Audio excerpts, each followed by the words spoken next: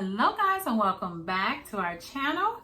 And we're going to be doing part 2 of mixed emotions. That we are talking about the 10 reasons people get divorced, okay? And we're actually on number 6. We talked about the other ones a few days ago. And so we're gonna keep right on with that, okay? Number 6 is unmet expectations. So it says somewhere written in a human's genetic code lie the instructions that when a person isn't happy, he or she is supposed to force his or her significant to make the changes required to make the unhappy person happy again. This usually takes the form of complaining, blaming, criticizing, nagging, threatening, punishing, or bribing. When one or both people in the marriage are attempting to coerce each other into doing things they don't want to do for their partner's happiness, it is a recipe for disaster. And when you're unhappy in a relationship, it's okay to ask for the change you want. But if your partner don't oblige to you, then you become responsible for your own happiness. Yeah, what about that? Unmet expectations. You're responsible for your own happiness. We do stuff for each other to feel appreciated and make the other person happy. It's ultimately up to you to be happy. And I feel like if you're always complaining at your partner, well, you don't do this, like you used to do this all the time, you don't do this, you don't do. I think that you might be unhappy with yourself. You know how to make me happy. I can do things to make you happy, but you're the only one that can truly happy. Because you can do a lot of stuff for me, run my bath water, do whatever. Right. And if I'm in a bad mood or whatever, I'm just not going to be happy. So right. Yeah, I guess it's up to yourself to make yourself happy. Right. And so by you complaining and saying, well, you this or you that, then it just. Then it leads right back to communication. Yeah. I need to know what you need to be happy, why you're not happy, or what's bothering you, or.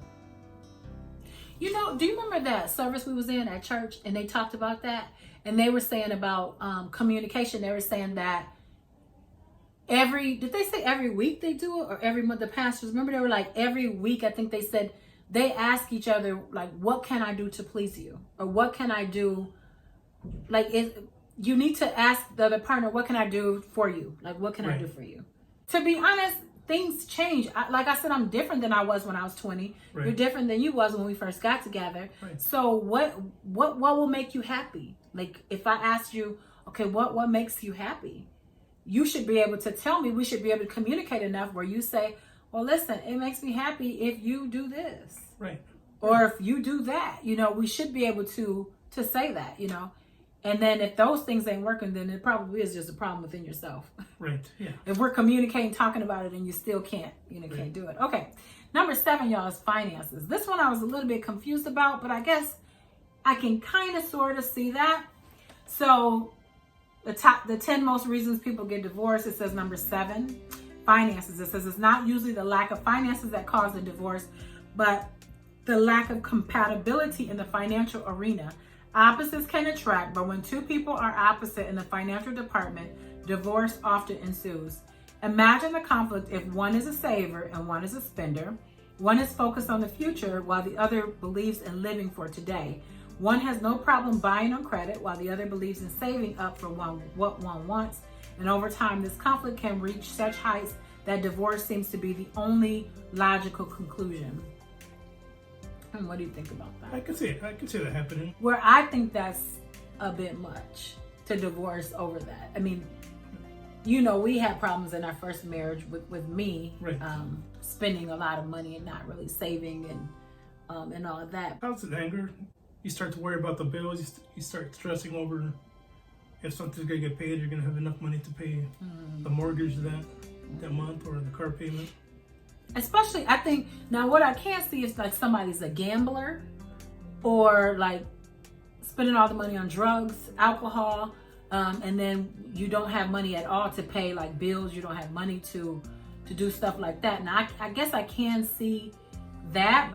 And once again, I think it goes right back to communication. Right. Because if you are not talking and you are not saying, listen, we need to save money. If you don't have that vision board and you don't have something written down, how do you know what you want your finances to be? Right, you're not working towards anything. You're not working towards anything. You're just living for today. Right, you're just living in the now. So it's just like, what? Why can't I spend it? Right. what's our goal? I mean, we don't have a goal. And once again, we have not communicated that with each other. Right. So, I mean, how do I know? Right. I don't know what's in your mind. And you're saying, oh, well, I wanted to save money for this. I didn't know that. Right. Yeah. And that's one thing we did not do. You never really said, oh, Regina, this is this or whatever. Right. No. We didn't sit down and talk about it. You would just be upset because I done spent half the paycheck. Right. Yeah. A coat. Yes. Or something just really silly. Right. So I get that. All right. Number 8, being out of touch literally. It says, I'm talking about physical contact. Of course, sex is great, but you also need to supplement it with little hello and goodbye kisses, impromptu hugs, and simply holding hands. Couples who don't maintain an intimate connection through both sexual and non-sexual actions are destined to become virtual strangers. Right. And we were there as well. Was there? Man, well, now we see why we got divorced. We got divorced because literally we was all of these things actually. Right. Yeah. Being out of touch. I mean, yeah. If he had a problem with me touching him, we definitely couldn't be together because I am the most touchiest person ever. Even if a finger have to touch, like literally, y'all can't see, but I'm literally touching his hand. Can't see it down there, but I'm literally touching his hand. Even now, when we're in the bed, I'm in his arms. I'm just always touching. When he leaves to go to work, he gives me a kiss. Right. Come home, he gives me a kiss. We're always hugging. Why would you not touch your wife? Right. Even, I mean, it don't have to be sexual. Just flat out, to me, that just don't make sense. Like, right. But I guess some people do. Once again, if you don't know, I do know some people that they honestly are just like, I just don't want. I don't want them to be hugged. They don't want to be hugged. They don't want to be touched. Right. When they go to sleep, they're like, you stay on your side of the bed, I stay on mine. Right. We're not like that. We literally could have a twin size bed and be just fine. Yeah, we'll have to. But there are couples, and you have to discuss that. So if you are that type of person, you need to say, and I believe that's in the book too. I'm trying to remember. I think one of the pages in the book is also about touching and what do you want from that? What do you want from me? I think there's a page in that as well, because that's it. Okay. Another one is number 9 is different priorities and interests. Having shared interests and exploring them together is essential for a successful marriage. Of course, having me time is important, but unless you can find common passions and look for ways to experience them together, you'll inevitably grow further and further apart. And I think we hit on that a little bit earlier while we talked about back to the goals and back to the goals of communication. Mm-hmm. Well, that was about doing having, I can't remember which one that was, but you should be able to do stuff together.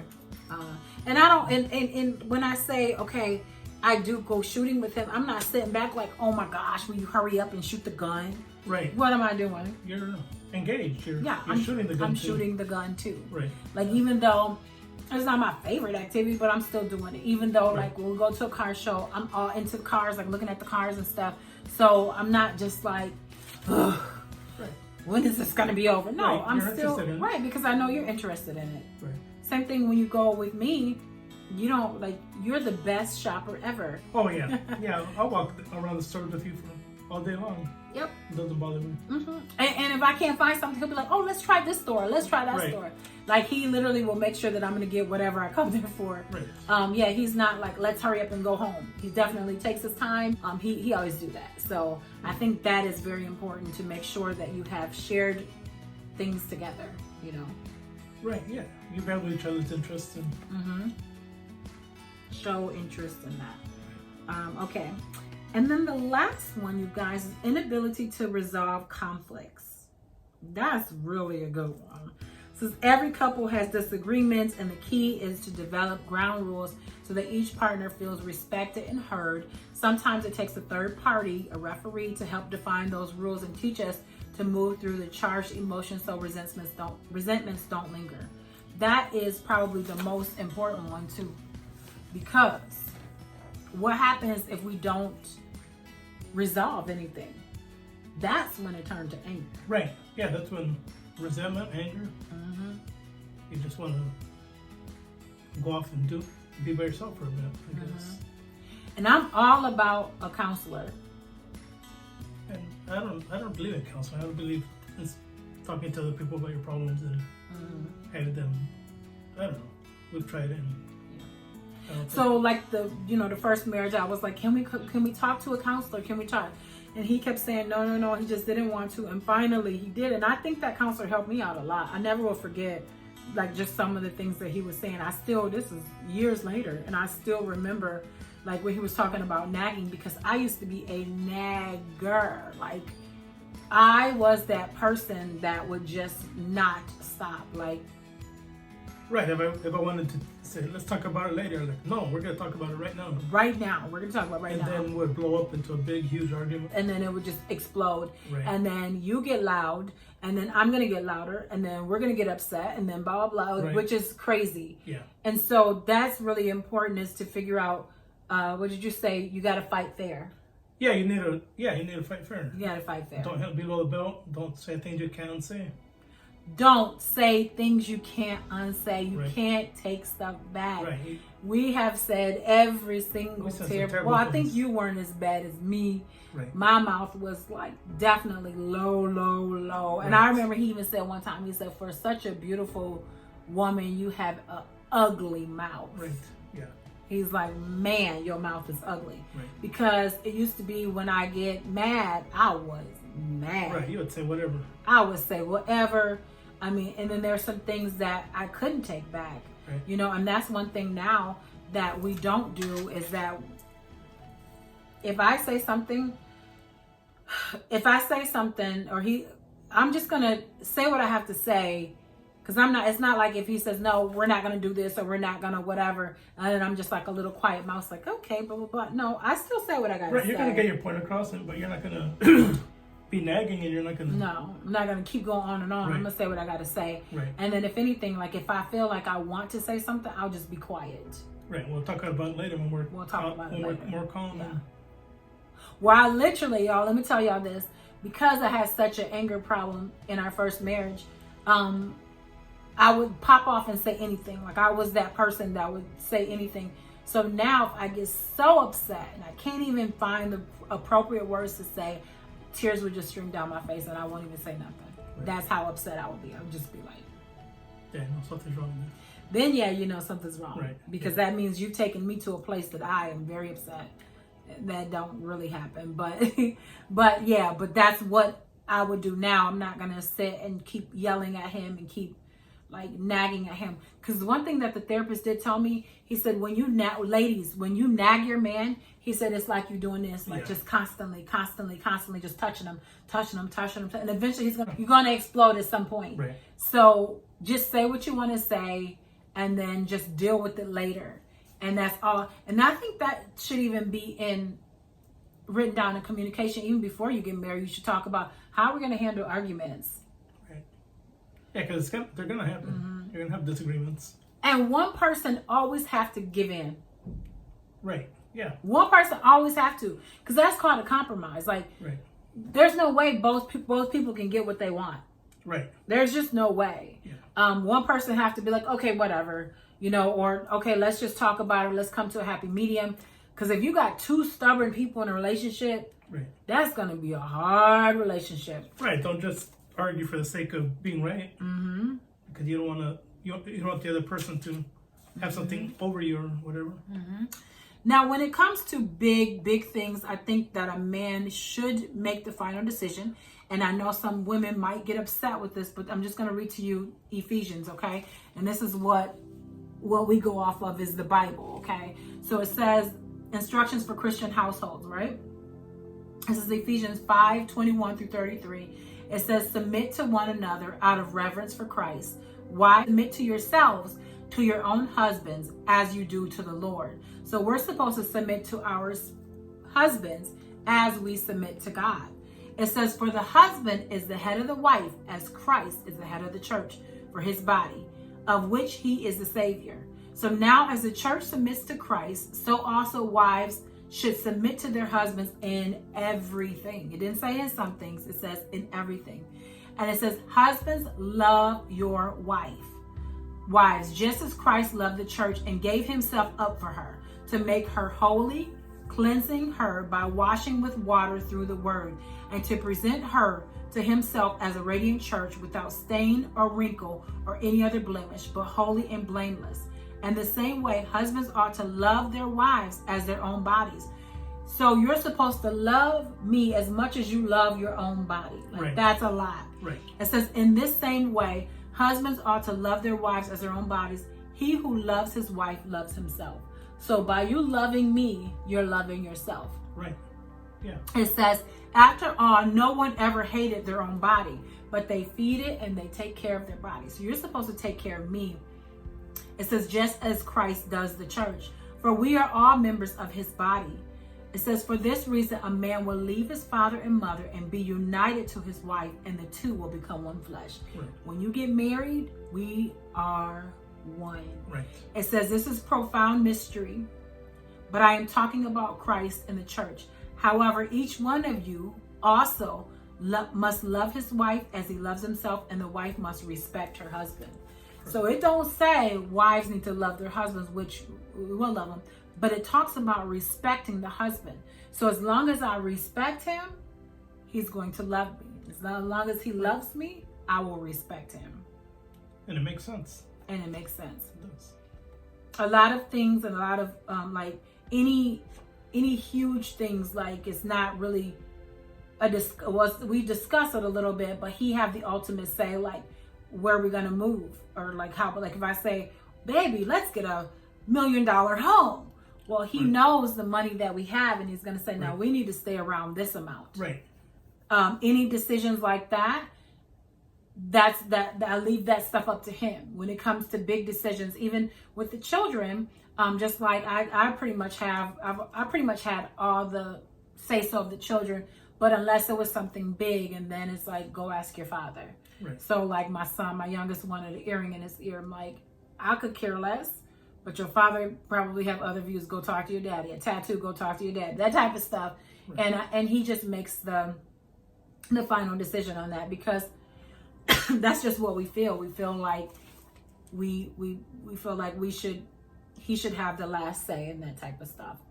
And it's all about respect. Right. Yep. So I respect him enough. And submitting, when it says submit yourself, it doesn't mean you have to do everything the same. Yeah. So that's not what losing your identity. That's not what that means. And it says instructions for Christian households. So if you have somebody that is not a Christian household, and y'all live in your spouse is not saved, your husband might be wanting you to do threesomes, or he might want you to go shoot up drugs or something. That's different. Right. That the Bible ain't talking about that. It's not saying that. It's saying for Christian households, when you have a man of God, okay? That's what that's talking about. So don't get that part twisted. Right? But that's very beautiful, because he would love himself, and he would take care of me, and take care of our children, just as he would himself. And he's loved me at times for the both of us. Yeah. When I did not love him, or I felt like I was falling out of love with him, he still loved me. And that's so true. And a man definitely loves, and loves hard. So that's awesome. But that's it for today's video, you guys. I hope you enjoyed it. Take some time and leave a comment. Just say you enjoyed the video. Suggestions, what you would like to hear, or what you would like us to talk about. Yeah, or your thoughts. Go ahead and leave that below. So with that being said, thank you so much for stopping by. We'll talk to you all later, and see y'all in the next video.